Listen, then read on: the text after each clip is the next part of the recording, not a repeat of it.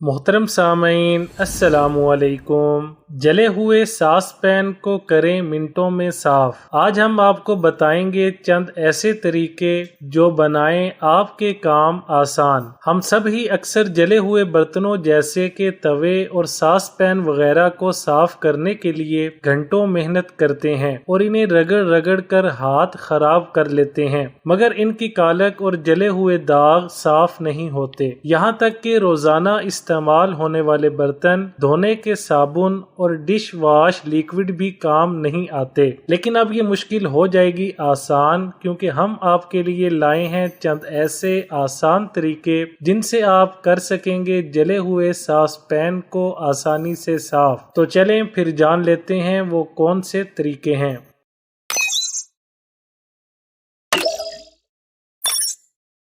Number 1, पानी उबालें। जले हुए सास पैन को साफ करने के लिए सबसे आसान एक तरीका ये है कि इसमें ऊपर तक पानी भरें और अच्छी तरह इस पानी को उबलने दें। इस तरह सास पैन में जला हुआ सालन या चिकनाई वगैरह नरम होकर इससे दूर हो जाएगी। अब ये पानी फेंक कर पैन को डिश वॉश से धो लें। नंबर 2, नमक से रगड़ें। एक और तरीका ये है कि डिश वॉश के साथ साथ स्क्रबिंग फोम पर नमक डालकर इससे सास पैन को रगड़ें तो चिकनाई और कालक साफ हो जाएगी। अगर आप मजीद अच्छे नताइज चाहते हैं तो नींबू का रस या फिर सिरका डालकर रगड़ें।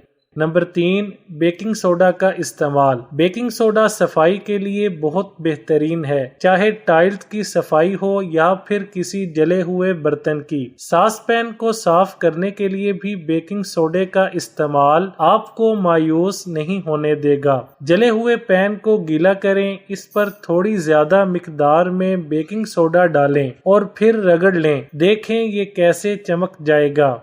नंबर 4, केचप का इस्तेमाल। आपको सुनकर हैरानी होगी कि केचप भी जले हुए बर्तनों से चिकनाई और कालक को साफ कर सकता है।